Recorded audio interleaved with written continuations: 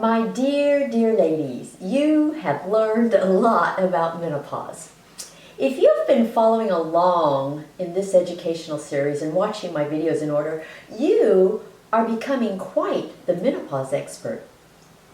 If you're new, you should know that I'm Menopause Taylor, your menopause guru, and because I'm such a nerd, I have made it imperative that you get this education in an orderly manner. So if you're just joining us, this is video number 307, and you really need to go all the way back to video 1 if you want any chance at understanding what we'll cover today. I have just given you 26 videos on the 3 big diseases of estrogen deficiency, which are heart attack, osteoporosis, and Alzheimer's.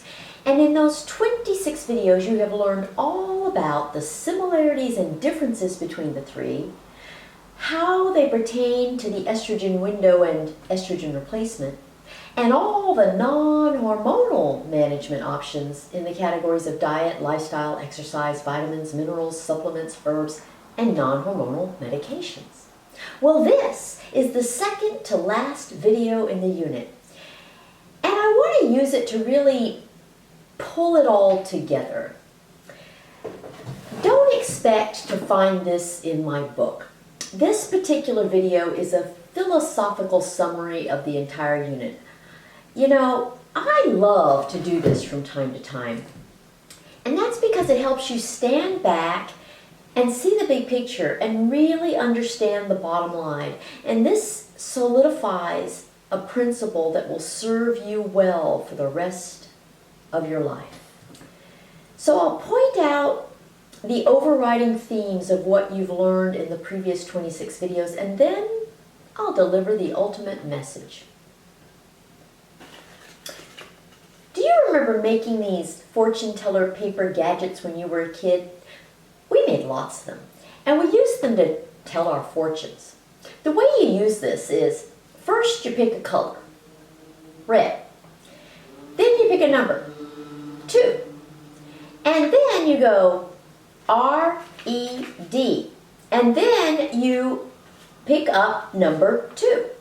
And then you lift the flap bearing the number, and you discover what your fortune is. And you read whatever's on the flap. In any case, this fortune teller toy is what came to mind when I was preparing this video. Now, don't ask me how I come up with this stuff. Things just pop into my head. But we're going to use it today.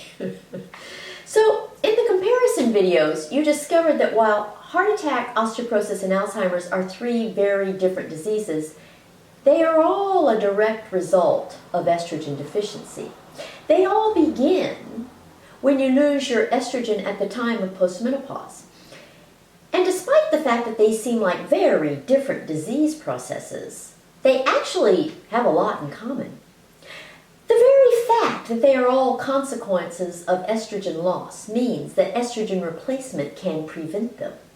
But in order for estrogen to truly prevent them, you have to start it early enough to bridge the gap between losing your own estrogen and starting estrogen replacement. Brown 5. B-R-O-W-N. 5. You will wait a long time to start estrogen replacement and get osteoporosis, have a heart attack, and get Alzheimer's. Oh my! Many women fear taking estrogen replacement because they think it causes breast cancer. That is not the case. And the morbidity and mortality of breast cancer are much less significant than the morbidity and mortality of the diseases of estrogen deficiency. So while most women worry inordinately about the risks of taking estrogen replacement, you learn that there are actually more risks of not taking estrogen replacement. So estrogen replacement can serve in the realm of prevention of these 3 diseases. But if you cannot, will not, or prefer not to take estrogen replacement, there are 5 other categories of options that you can utilize to prevent these 3 diseases. They are diet, lifestyle, exercise, vitamins, minerals, supplements, and herbs. None of them is adequate alone in completely preventing these diseases, but they all offer some degree of prevention.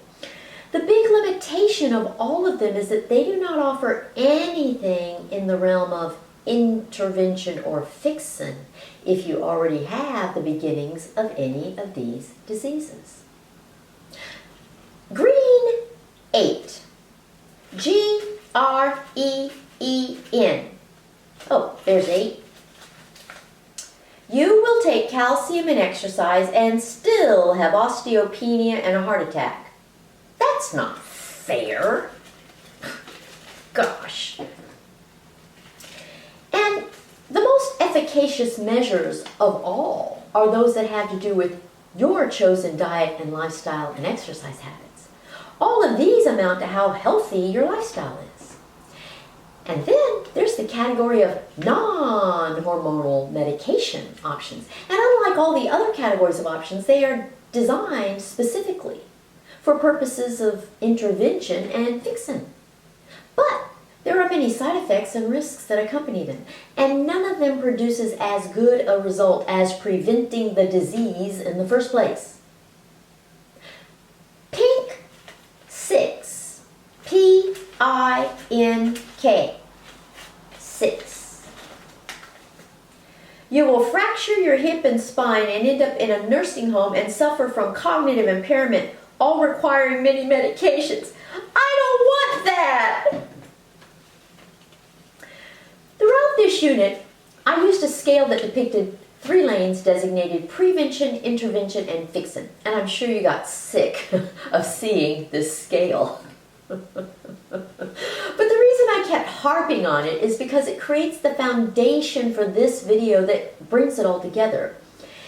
If you've been in my class for a while, you know that there is always a well-reasoned method to my madness. So here we are again, considering these 3 parameters. And this time I'm going to add one more management option to the mix. You. And that's because you have the ultimate control over which of these 3 lanes you will live in for the rest of your life. We live in a time when people focus on cures. Even when we know the cause of a medical problem, instead of directing research and funds towards limiting or eradicating the cause, we direct it toward cure. This is the case with all cancers, heart disease, osteoporosis, Alzheimer's, diabetes, etc. There is just something about the human psyche that does not want to admit that we are the cause of our diseases. So instead of focusing on what we do to cause the disease, we focus on what we can do to cure the disease. And along the same lines, instead of avidly learning about menopause, most women are either in denial or just comfortable with their ignorance about it. Of course, it's not your fault that you outlive your ovaries and run out of estrogen. And it's not your fault that there has never been an education on menopause available to you before I came along. But it is your fault if you stick your head in the sand and ignore all the warning signs that result from estrogen deficiency. And it is your fault if you choose to stay ignorant about menopause. And it is your fault if you procrastinate in replacing estrogen or compensating for estrogen loss. So once you get this education, you realize that you have the power to control which of these lanes belongs to you. And the big overriding message is that nothing is better than preventing these diseases in the first place. So in my mind, prevention is the cure. Or stated another way, prevention is fixin. You have seen that none of the symptoms, none of the diagnostic tools, none of the guidelines, and none of the medications for these 3 diseases is as good as preventing them in the first place. No kind of intervention or fixin will ever come close to the benefits of prevention. So you are the cure. It is up to you to prevent these diseases. And this education equips you with the tools to do so. Just be aware of the tendency of society to focus on fixin rather than on prevention. As we move forward, you'll see that this is a common theme. Purple 2. P-U-R-P-L-E. 2. You will get Menopause Tailor's education and prevent bone loss, heart attack, and Alzheimer's. That's my fortune. So the next big unit will be on cancer in general, and in it I will teach you all sorts of basic principles before we delve into the individual units on uterine cancer, breast cancer, and ovarian cancer. And you'll discover that this tendency to focus on cure rather than cause, or on fixin rather than prevention, is typical. I want you to rise above that. So the bottom line is this: always, always, always focus on prevention. Do everything you can to stay within the realm of prevention. Okay, this nearly completes our unit on the 3 big diseases of estrogen deficiency. All that's left is one more video that will address some distinctions that I want to be sure you understand. It will cover the nuances that you can easily miss if I don't bring them to your attention. If you need me to help you with anything personally, just schedule a consultation at menopauseTailor.me. You can find me on Facebook, Twitter, and Instagram at any time, and you can subscribe right now. See you in a week.